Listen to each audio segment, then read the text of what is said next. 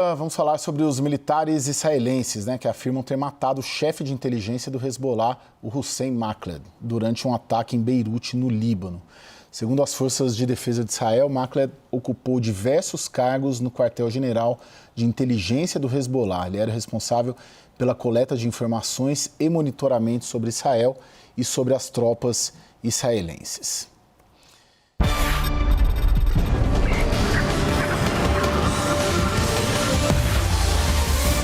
E essa troca de ataques entre Israel e Hezbollah no Líbano é um sinal de que a guerra com o Irã pode se expandir ainda mais pelo Oriente Médio. O repórter Jeremy Diamond, da CNN Internacional, traz os detalhes.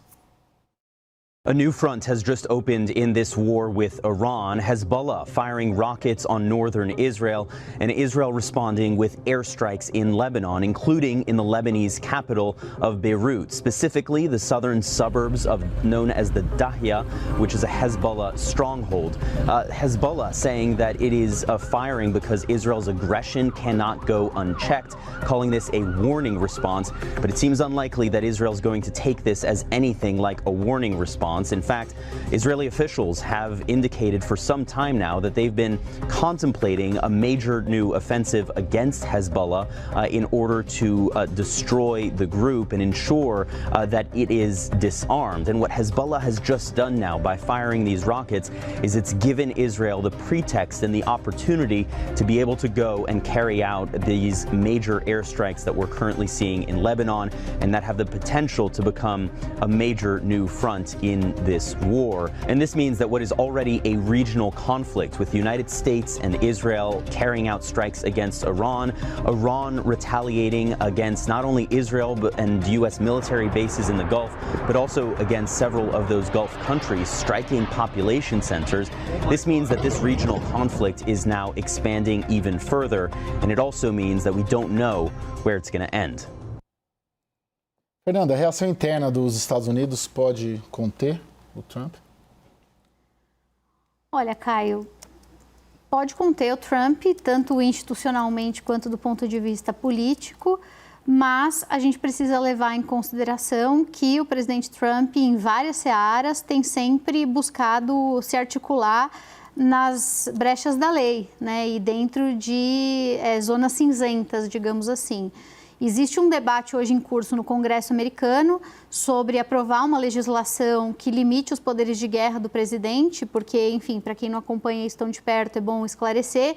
A Constituição determina que a declaração de guerra eventual precisa ser feita pelo Congresso e só depois o presidente passa a ser o comandante em chefe, mas a verdade é que desde os anos 70, ainda no contexto do Vietnã, têm sido criados vários subterfúgios para que o executivo tenha maior autonomia, desde os poderes de guerra lá dos próprios anos 70 até depois uma série de mecanismos excepcionais que foram delimitados no pós-11 de setembro e que continuam sendo usados de tempos em tempos com algum nível de flexibilidade.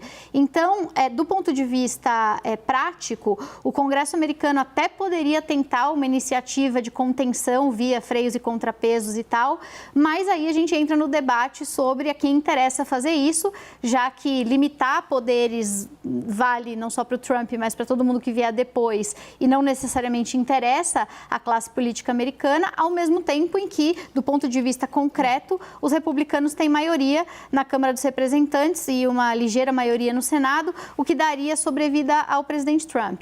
Do ponto de vista de opinião pública, a gente já falou aqui antes, ele enfrenta alguma resistência. Agora, tudo também depende, como o Hussein bem disse, de como os próximos capítulos dessa história vão permitir que a narrativa seja embalada. Porque uma coisa, e até falei disso hoje mais cedo no 360, citando, veja só, John Bolton, uma coisa é você embalar essa história como sendo um fracasso épico, um presidente que colocou os Estados Unidos em mais um conflito que fugiu ao controle, que virou uma guerra de grandes proporções, que não entregou o que prometeu e que ainda saiu custando caro para as vidas e para os bolsos dos americanos. Outra coisa é você recondicionar essa intervenção para dizer que conseguiu obter, de fato, um feito histórico sem precedentes e que, eventualmente, conquistas mais ousadas só não foram possíveis porque, bom, isso cabia ao próprio povo iraniano. Se for possível salvar salvar as aparências nesse sentido,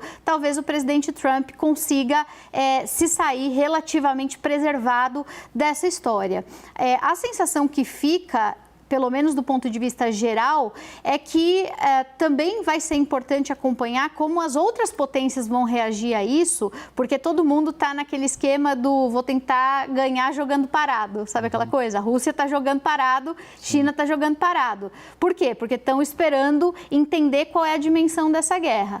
Eu estou falando isso porque, dependendo do que eventualmente passar a ser a estratégia de abordagem de Rússia e de China, a conta é recondicionada para os americanos também, faz muita diferença. A Rússia está querendo se beneficiar na Ucrânia agora. Exatamente. Depois que o Trump matou o líder supremo, tudo que a Rússia quer é para matar o Zelensky agora e usar o mesmo argumento. E no caso da China, tem uma particularidade que vem com a pressão inflacionária em específico, que é essa ideia de que o principal afetado por um aumento do preço do petróleo é a indústria manufatureira.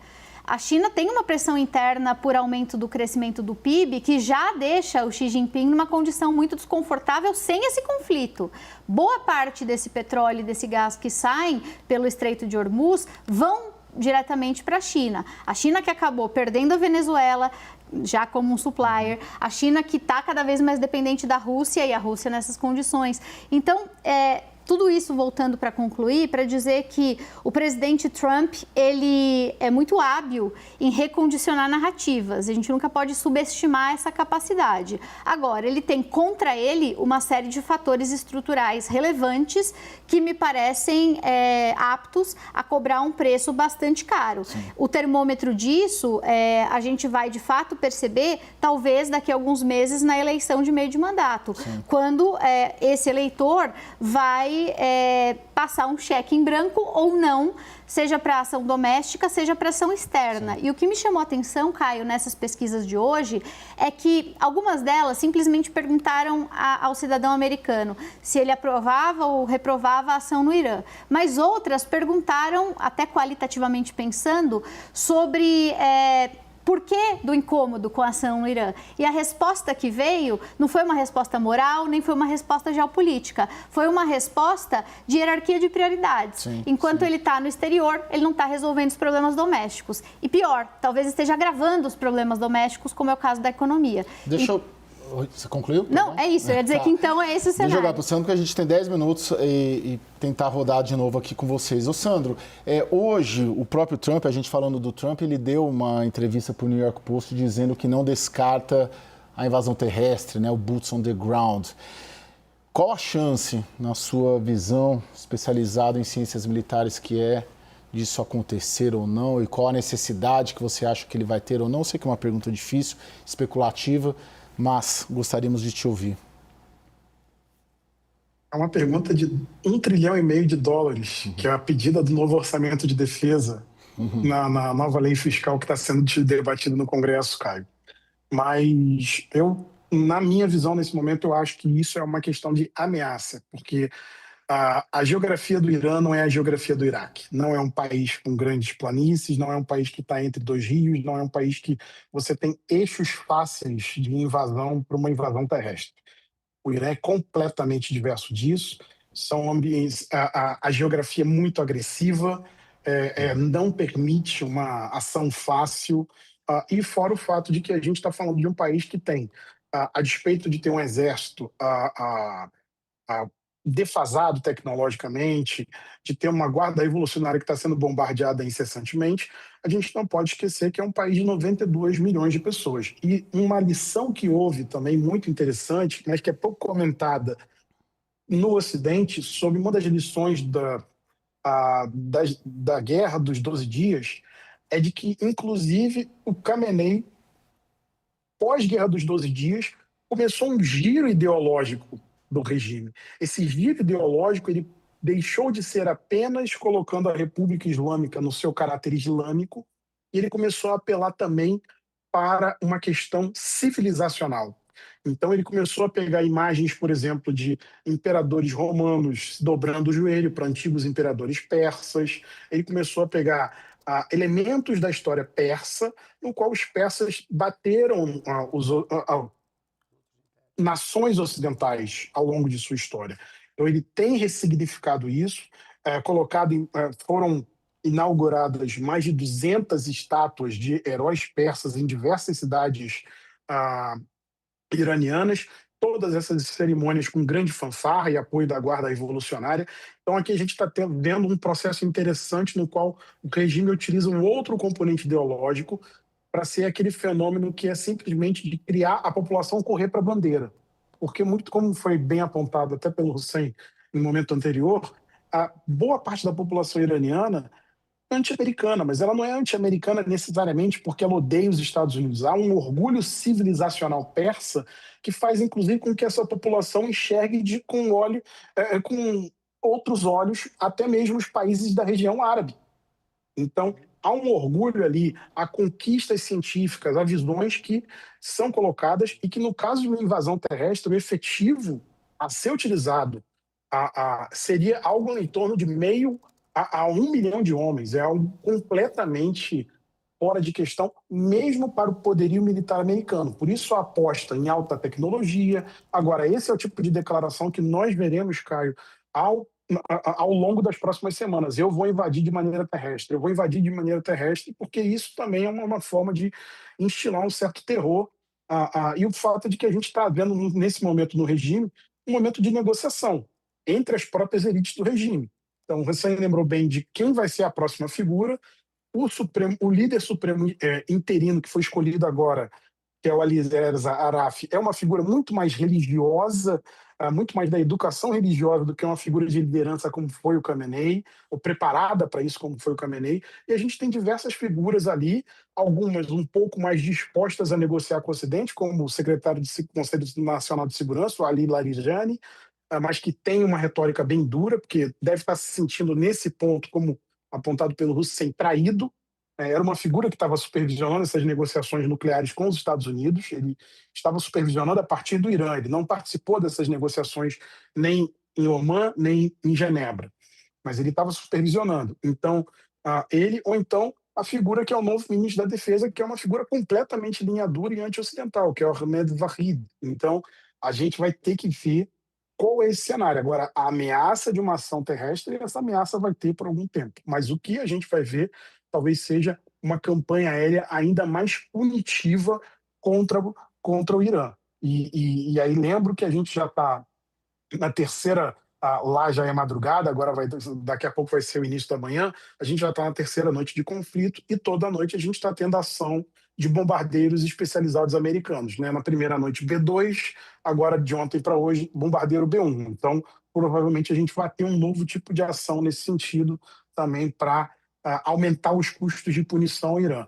É um pouco um relógio, uma corrida. Os americanos estão tentando fazer uma corrida de velocidade, tentando punir o Irã em pouco custo de maneira rápida, e o Irã se preparou para uma maratona. Então, qual dos dois vai estar certo, a gente vai ter que esperar algumas semanas para ver.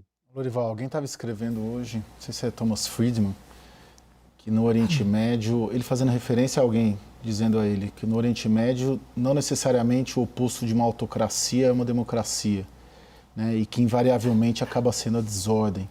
Você acha que é por aí, pelo menos nas próximas semanas, o que a gente vê esse caos instalado tende a escalar? Bom, eu cobri toda a Primavera Árabe e vivi todo aquele processo de esperança, de democracias nesses países árabes e que redundaram, né, numa tomada de poder, primeiro pelos fundamentalistas, extremistas, depois pelos militares. O Irã, eu fui 4 vezes ao Irã. Na última vez, eu fiquei surpreso em 2018 com o quanto o povo iraniano estava farto desse regime. Não porque, é claro, sempre, das outras vezes também esse cansaço estava acontecendo, mas em 2018 eu fiquei surpreso quanto eles estavam prontos para falar com um estranho como eu, né, um jornalista, se expondo realmente, porque é muito arriscado criticar o regime. Eu fui a Shiraz, no monumento de Hafez, que era um poeta do século XIV, muito importante, e que estava cheio de gente numa sexta-feira, que é o dia de ir para as mesquitas. E era um dia que era um feriado islâmico. Eu falei, por que vocês estão no monumento de Hafez e não na mesquita? Eles falaram, porque mesquita, esses feriados islâmicos, isso é coisa árabe. Nós somos persas, Hafez é um poeta persa. Então, essa identidade persa tem esse orgulho nacionalista que diferencia o Irã do Ocidente, mas, por outro lado, diferencia o Irã dessa teocracia odiada pelos iranianos, realmente. Então, no balanço entre esses dois sentimentos, eu acredito que hoje prevalece um sentimento contra a teocracia, em favor da intervenção americana e israelense. Os iranianos estão prontos para algo diferente. Eles só não têm os meios de derrubar esse regime, cujo sistema de repressão ao povo está intacto. Nada desses bombardeios afeta a capacidade do regime de matar o seu próprio povo.